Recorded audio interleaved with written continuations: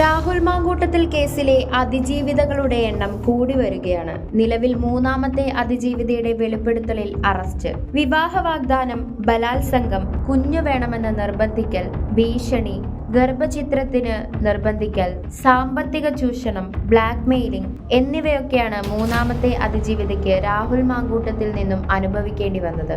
എന്നിട്ടും ഒരു നാണവുമില്ലാതെ തന്നെ MLA സ്ഥാനം രാജിവെക്കാതെ തുടർന്നു കൊണ്ടുപോകാൻ നോക്കുന്ന ഇയാളൊരു സെക്ഷൽ സൈക്കോപാത്ത് ആണെന്ന് തന്നെ പറയാം.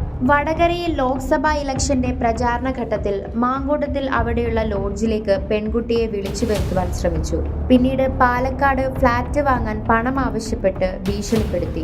അതിനുശേഷം പെൺകുട്ടി ഗർഭിണിയാണെന്ന് അറിഞ്ഞതോടെ ബന്ധം പിരിയാനുള്ള ശ്രമം. ഇതിന്റെ എല്ലാം വ്യക്തമായ തെളിവുകൾ SITക്ക് ലഭിച്ചതിനു ശേഷമാണ് അറസ്റ്റ് രേഖപ്പെടുത്തിയത്. രാഹുൽ മാങ്കൂട്ടത്തിനെതിരെ ബലാത്സംഗ കുറ്റം ചുമത്തി ഗർഭഛിദ്രം നടത്തിയ രണ്ടാമത്തെ അതിജീവിതയെ അപകീർത്തിപ്പെടുത്തുകയും അവരുടെ പേര് വെളിപ്പെടുത്തുകയും ചെയ്തതിന് തിരുവനന്തപുരം സിറ്റി സൈബർ പോലീസ് വലതുപക്ഷ പ്രവർത്തകനും ടെലിവിഷൻ കമന്റേറ്ററുമായ രാഹുൽ ഈശ്വറിനെ അറസ്റ്റ് ചെയ്തിരുന്നു.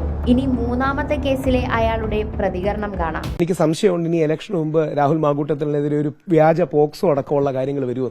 കാര്യം ഇത്തരം ആരോപണങ്ങൾ വെറുതെ ഉന്നയിച്ചാൽ മാത്രം പോരെ. ഇപ്പൊ ഞാൻ ചില മാധ്യമങ്ങളിൽ കണ്ടു ശക്തമായ തെളിവുകൾ കൊടുത്തു എന്നൊക്കെ. എന്താ ശക്തമായ തെളിവുകൾ നമുക്കറിയില്ല. പോലീസ് യഥാർത്ഥത്തിൽ കൊടുക്കാൻ നോക്കുകയാണെങ്കിൽ ആരെയും ചെയ്തുകൂടെ. ഒന്ന് കിട്ടിയാലും പഠിക്കില്ല എന്നതിന്റെ ഏറ്റവും വലിയ ഉദാഹരണമാണ് രാഹുൽ ഈശ്വർ. എങ്കിലും ഇനി ജയിലിനകത്താകാതെ വാക്കുകൾ സൂക്ഷിച്ചു ഉപയോഗിച്ച് പ്രതികരിക്കാൻ നോക്കുന്നുണ്ട്. നാക്ക് പിടിച്ചില്ലെങ്കിൽ തനിക്ക് കൊള്ളാം, ഇല്ലെങ്കിൽ വീണ്ടും ജയിലിൽ. അതിജീവിതകൾ ഇതിനെതിരെ പ്രതികരിക്കുന്നതിന് മുമ്പ് മറ്റു പല ബലാത്സംഗ കേസുകളിലും രാഹുൽ മാങ്കൂട്ടത്തിൽ നടത്തിയ ചില പ്രതികരണങ്ങൾ കാണാം. വളരെ പർട്ടിക്കുലറൈസ് ചെയ്തൊരു കാര്യം ഞാൻ പറയാം. അതായത് കേരളത്തിലെ സ്ത്രീകൾക്കെതിരായിട്ടുള്ള പീഡനങ്ങളെ ഏറ്റവും ശക്തമായി അപലപിക്കുന്ന ഒരാളാണ് ഞാൻ. അതെ, അത് കാണുന്നുണ്ടല്ലോ. ഒരു മാന്യതയും മര്യാദയും ഇല്ലേ? ഈ എണ്ണം ഇതെങ്ങോട്ടാണ് പോകുന്നത്?